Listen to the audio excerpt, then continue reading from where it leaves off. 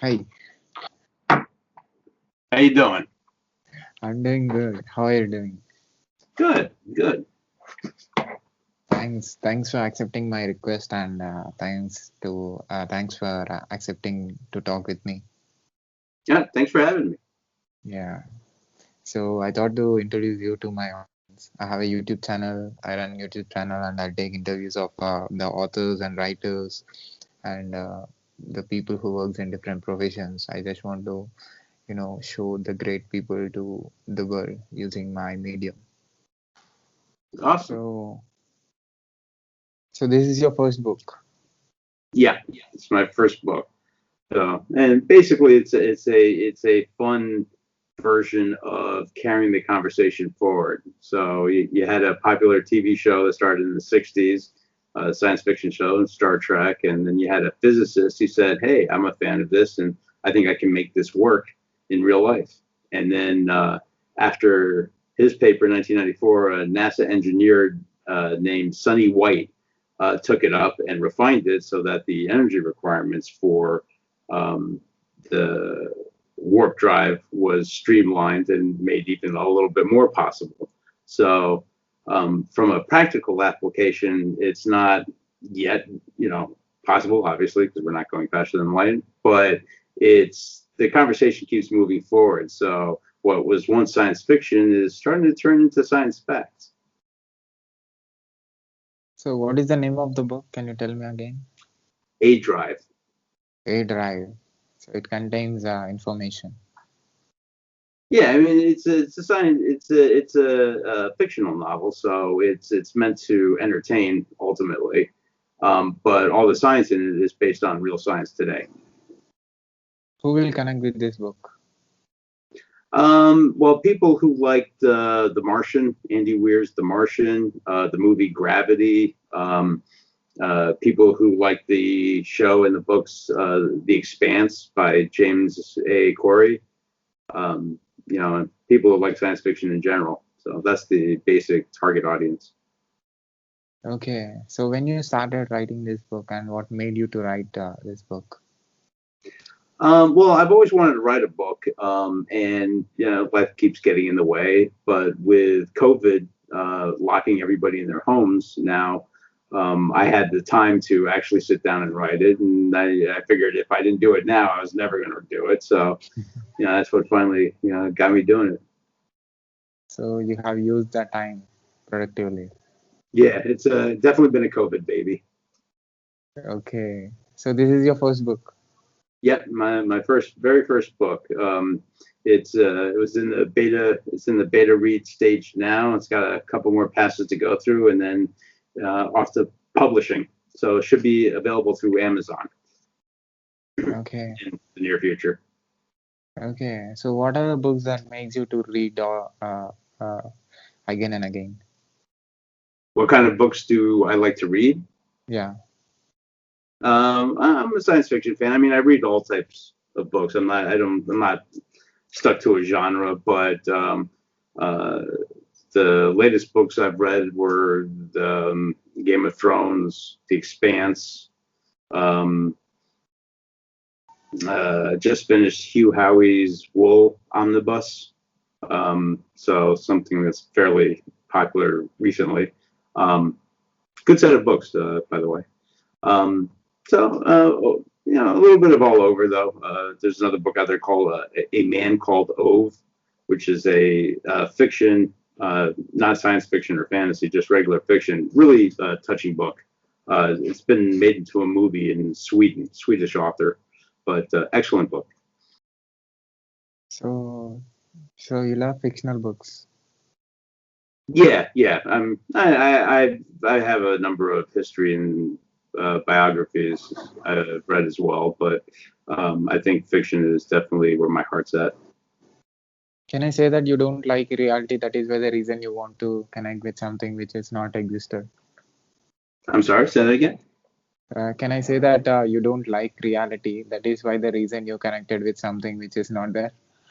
No, that wouldn't be quite true. I like where reality is going, and I like to be able to write about that. Okay, so how many people are going to connect with your imagination? Well, I mean, hopefully a lot. I couldn't give you a round number, but the my general outlook on life, and it's expressed in my book, is generally positive. So I'm not writing about a dystopian future. I'm writing about hopefully a hopeful future. So science fiction, you said the book is related to the present, the technology, the science. Yeah, all of the science in the book currently is either current or current science theory. So in the book goes through a lot of how NASA and the European Space Agency operate in space today, including on the International Space Station and whatnot, and then forecast how we may be operating in space 100, 150 years from now. What asteroid mining might look like, what our first colonies on the moon or Mars might look like, and then where we go from there as a species. You know what it means to get out into the solar system and then ultimately beyond. So what made you to think like this? I've always liked what is called hard science fiction or science faction. You know, science fiction stories that are based on real science. Um, uh, because to me, they were always the most possible that could happen. It's almost like trying to forecast the future. So I've always enjoyed, those kind of stories, and I like my science to be fairly accurate. So that's, I guess, also reflected in my writing. Can I expect the imagination that you wrote in your book is going to be real someday? I think parts of it will be real, absolutely. I mean, most of it is based on stuff that's happening today at the bleeding edge.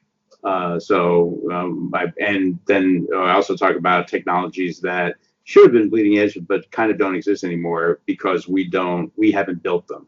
So, for instance, rocket propulsion. Currently, we use the same rocket propulsion we did when we went to the moon. Yeah. But future rocket propulsion, right now, NASA and various other agencies have new drives in the works. One's a Basimir drive, which is a nuclear plasma drive. Another one is the Orion drive, which was abandoned in the 60s, but was based on nuclear detonations as a form of propulsion. So sort of like blowing up your way to Mars.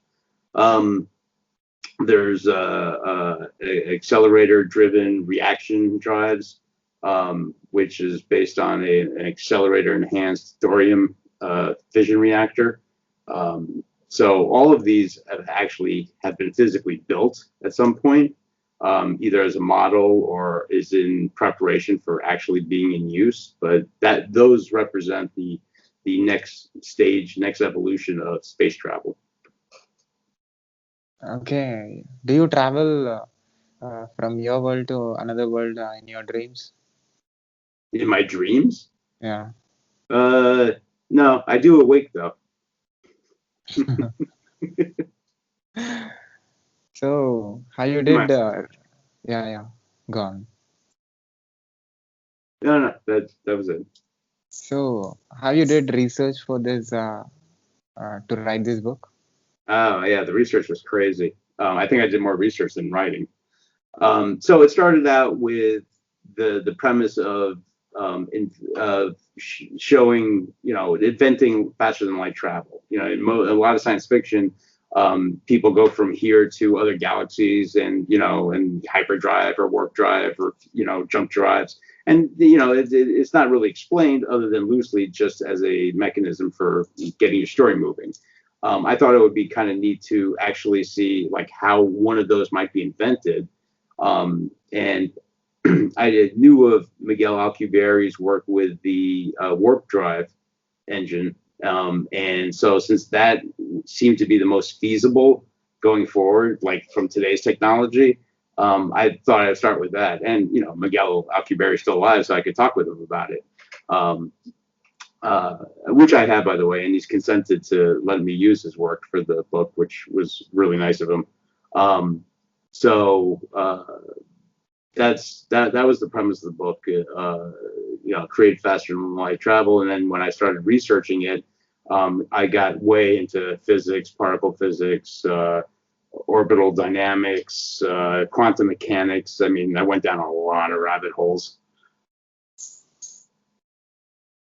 Okay, so 160 years. So it is not a small number. So have you read the before and after stories to write this book? So I have one prequel in mind, and I have three other sequels, or pseudo sequels. So they all exist in the same universe. Um, it's funny because one of the companies I put in my book is Walmart. And the reason why is because currently Walmart is the highest revenue company in the world today. So if there was a company that's still going to be around in 170 years, I figure it would be, a company like that. So when I looked up companies that are 200 years old today, right, uh, there are some very big identifiable companies that still exist today: J.P. Morgan, Citibank, Lord and Taylor's.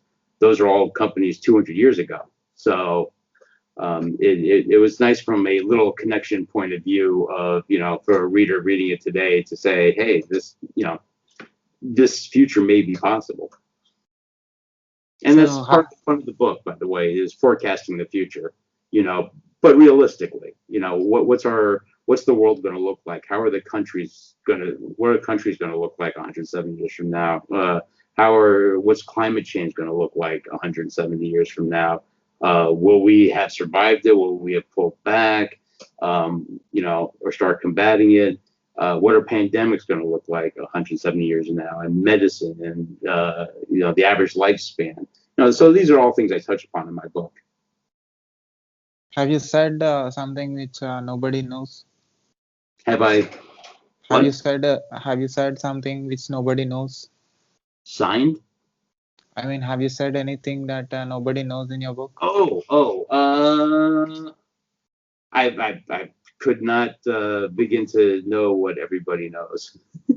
I did the way I saw going from science fiction to science fact, or bridging the gap between what Miguel Alcubierre did and practical application. I don't know if it's scientifically feasible, but I think you would need a fairly comprehensive particle physicist to be able to dispute it. So I think I got pretty creative there. Are you the only person who collected the information regarding this book, or do you have any team? I'm the only person who did the research, if that's what you're asking. Once somebody reads the book, they can Google their way through everything in there, and then it's kind of, I think, hopefully part of the fun for somebody is to Google what they don't know and they see in the book, because all of it's based in reality. So everything that you'll see in the book, you can Google and go down your own rabbit hole. So hopefully it provokes interest in the subject. So why can't you use your vocal cord to express your imagination? Why only the book? So the one thing I like about writing over everything else is that it allows you the time to be able to get it right, to say exactly what you want to say. During like an interview like this, if I have a gap or if I have to cough or something, like, I can't take it back. It's now in the interview, right? But with Yeah. a book, I can, write it and rewrite it and edit it. And that's what I'm doing now, is editing a lot, until I feel like I've gotten it just right. And then so as an artistic medium, I think it's the most forgiving, as opposed to like painting or public speaking or a movie. Can people find any pictures regarding the futuristic things in your book? Yeah, actually, if you search up Alcubierre warp drive, you'll find a lot. There's the warp field itself has been modeled a number of times graphically. There's several videos on YouTube that conjecture about viability of a warp drive and what we would need to do to get there, and what are some of the things that are stopping us from doing it right now. So there's a lot of fun stuff to go through there on YouTube and on the internet. So if you search Alcubierre warp drive, that'll bring you to most of the topical stuff. So you understood what happened in the past, and you know what is happening in the present, and you're just expecting and imagining what the future is going to be. That is what your book is about. Yeah, exactly. It's kind of extrapolating where we've been, where we're going to, and where we'll end up to a certain degree. As best we can. Nobody's 100% a fortune teller, but I think it's in some areas the book should be pretty spot on. And in other areas, it's best guess. Okay, what is the basic plot of your book? So it follows the protagonist, who is a guy who just works in space. He works on Phobos, the moon of Mars, on a space station there, and he's just a basically middle management corporate guy. Helps, make sure the freight gets to where they're going, make sure people are doing their jobs and that kind of thing.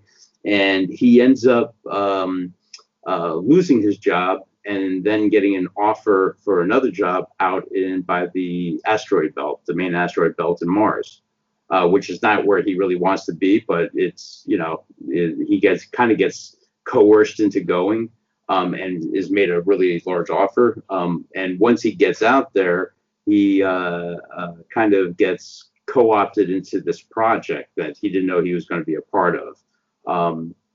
And the project itself turns out to be the invention of faster than light travel. And, basically his part in it is to keep everything from going off the rails, making sure that the space station he's on is operating correctly, making sure that, as people start, as the pressure starts to build to have a successful experiment, that he keeps people from, reacting badly. And then ultimately they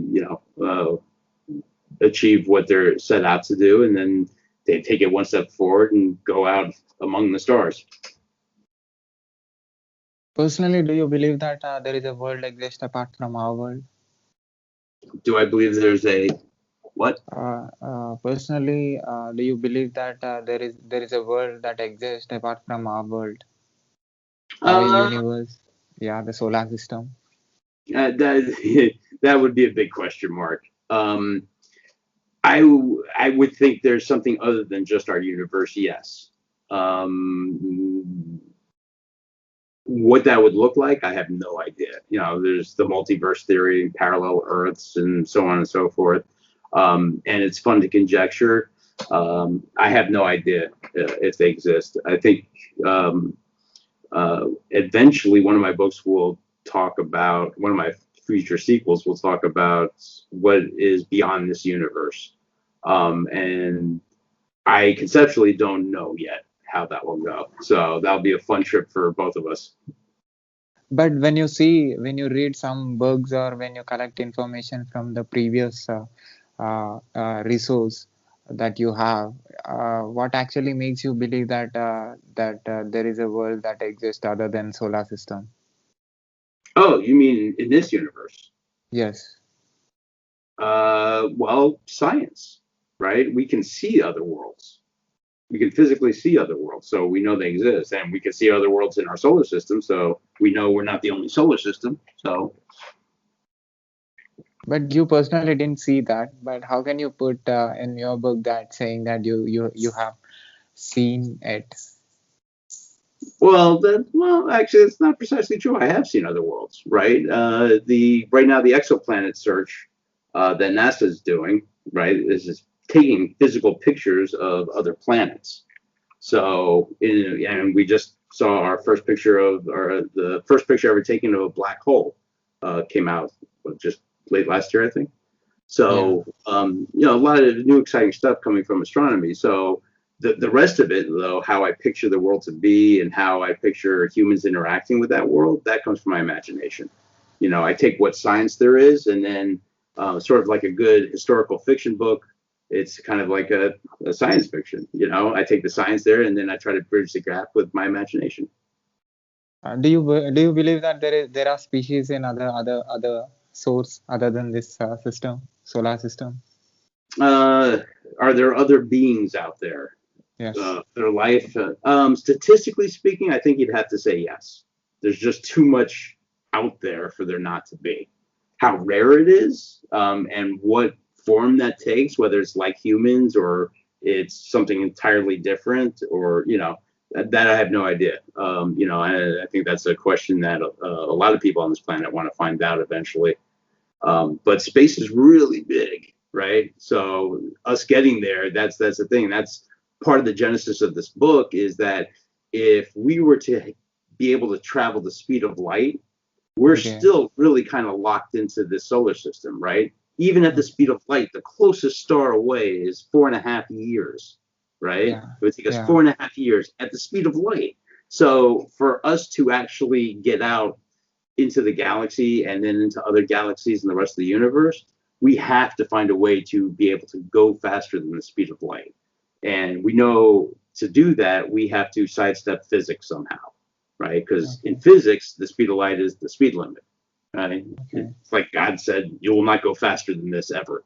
So for us to be able to go faster, we have to figure out a way of stepping around it. And that's part of what the warp drive does, is that it moves space, not the ship itself, but space itself. So while the speed of light is the speed limit for physics, space-time itself can move faster than the speed of light. We've already seen that in the expansion of the universe. So that's what makes the warp drive so exciting to think about, because we know physically that the universe can work like that. Okay. What is the fastest machine that created by human, which can make him to reach other planets? Right now? Yeah. So it would be one of our Apollo or Atlas rockets. Goes about 30,000 miles an hour. Okay. What is the distance? It would take us about, to get to the closest star right now, under the current rockets that we use, it would take 72,000 years. 72,000 years. 72,000 years with current rocket propulsion. So with the new rocket propulsion that I mentioned earlier, that gets cut down to few thousand years. Wow. So you can see how far away we still are. Yeah, this is a new thing that I'm knowing from you. Yeah. So do you have anything to say to the world who watches this video from anywhere on this planet? I would say that anybody who's looked up at the stars and wondered what's there, you'll like this book. Because this book tries to show you what's there in as much as my imagination can. Okay. So you're a science man. I'm a lay science man. I'm a layman's physicist.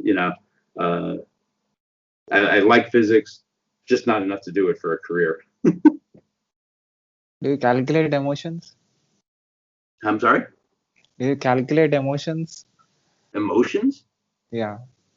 Calculate emotions? Yeah. No more than anybody else calculates emotions. I don't think you can calculate emotions mathematically, if that's what you're asking. So I have another question. Why humans have 2 legs and 2 hands and only 1 head, and other species have have different shapes and?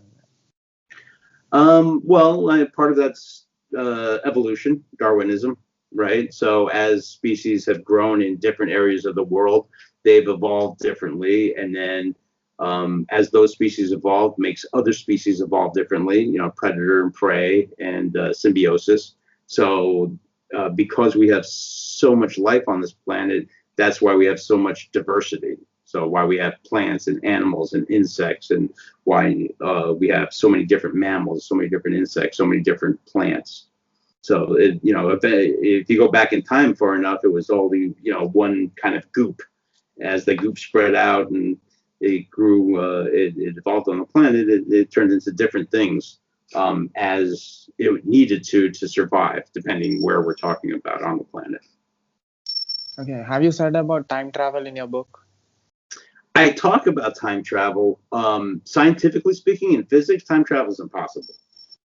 They leave room for the possibility of it, but to all, from all, let's say, kind of a Fermi's paradox, temporal version of Fermi's paradox. So Fermi's paradox says, hey, if there are aliens out there, how come we haven't seen any yet?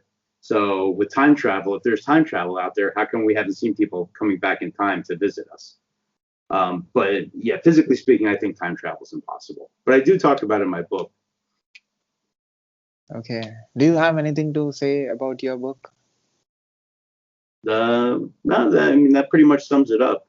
If you look at the stars and you want to know what it's like to get to one of them, you'll like my book.